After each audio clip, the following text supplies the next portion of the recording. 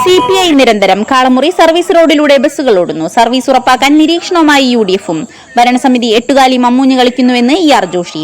പ്രാദേശിക വാർത്തകൾ exclusive live Thrissur Kaipamangalam. നീണ്ട ഇടവേളകളില്ലാതെ CPI-യുടെ നിരന്തര സമരം ഫലം കണ്ടു. ബസ് ഓണേഴ്സ് അസോസിയേഷൻ നേതാക്കളും CPI ലോക്കൽ കമ്മിറ്റി നേതാക്കളും കൈപ്പമംഗലം പോലീസിന്റെ മധ്യസ്ഥതയിൽ നടത്തിയ ചർച്ചയിൽ കാളമുറിയിൽ സർവീസ് റോഡിലൂടെ സർവീസ് നടത്താൻ ബസ് ഉടമകൾ സമ്മതിച്ചു. ഇതുപ്രകാരം ഇന്നലെ ജൂൺ 28 ഞായറാഴ്ച ബസ്സുകൾ സർവീസ് ആരംഭിക്കുകയും ചെയ്തു. എന്നാൽ ഇന്ന് രാവിലെ കൈപ്പമംഗലം പഞ്ചായത്ത് ഭരണസമിതി അംഗങ്ങൾ ദേശീയപാതയിൽ പനമ്പിക്കുന്നിൽ ബസ്സുകൾ തടഞ്ഞു. വിവരമറിഞ്ഞ് CPI കൈപ്പമംഗലം ലോക്കൽ കമ്മിറ്റി അംഗങ്ങളും സ്ഥലത്ത് മുദ്രാവാക്യങ്ങളുമായി എത്തി. തുടർന്ന് സംഘർഷാവസ്ഥ ഉടലെടുത്തതിനെ തുടർന്ന് കൈപ്പമംഗലം പോലീസ് സ്ഥലത്തെത്തിയാണ് രംഗം ശാന്തമാക്കിയത്.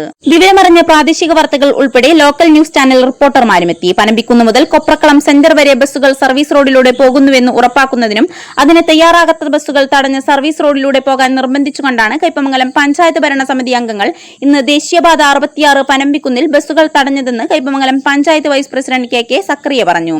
പൊട്ടിപ്പൊളിഞ്ഞ സർവീസ് റോഡുകൾ വാഹനയാത്രയ്ക്ക് അനുയോജ്യമായ രീതിയിൽ എത്രയും വേഗം നിർമ്മാണം പൂർത്തിയാക്കണമെന്ന് NH നിർമ്മാണ കമ്പനിയോടും റോഡിൽ പൊട്ടിയൊഴുകുന്ന കുടിവെള്ള പൈപ്പുകൾ റിപ്പയർ ചെയ്യുന്നതിന് വാട്ടർ അതോറിറ്റി അധികൃതരോടും ആവശ്യപ്പെട്ടുകൊണ്ട് പഞ്ചായത്തിന്റെ നേതൃത്വത്തിൽ ഉന്നതതല യോഗം വിളിക്കുമെന്നും KK സക്രിയ പ്രാദേശിക വാർത്തകളോട് പറഞ്ഞു.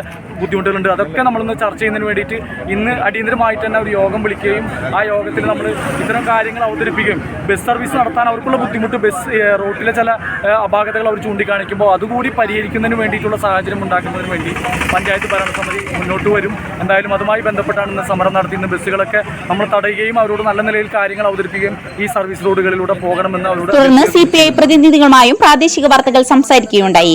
കൈപ്പമംഗലത്ത് UDF നടത്തുന്നത് ബഷീർ കഥാപാത്രം. എട്ടുകാലി മമ്മൂഞ്ഞിന്റെ പണിയെന്ന് CPI കൈപ്പമംഗലം ലോക്കൽ കമ്മിറ്റിയുടെ പരിഹാസം.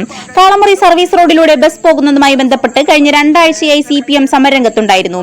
ബസ് തടയൽ, ഹൈവേ പണികൾ തടസ്സപ്പെടുത്തൽ തുടങ്ങിയ സമരപരിപാടികളും highway authority, water authority, police station എന്നിവിടങ്ങളിൽ പരാതിയും നൽകിയിരുന്നു. തുടർന്ന് കൈപ്പമംഗലം പോലീസ് സ്റ്റേഷനിൽ ബസ് ഓണേഴ്സ് അസോസിയേഷൻ നേതാക്കളും CPI ലോക്കൽ കമ്മിറ്റി നേതാക്കളും നടത്തിയ ചർച്ചയിൽ സർവീസ് റോഡിലൂടെ ബസ് സർവീസ് നടത്താൻ ഉടമകൾ സമ്മതിക്കുകയുണ്ടായി.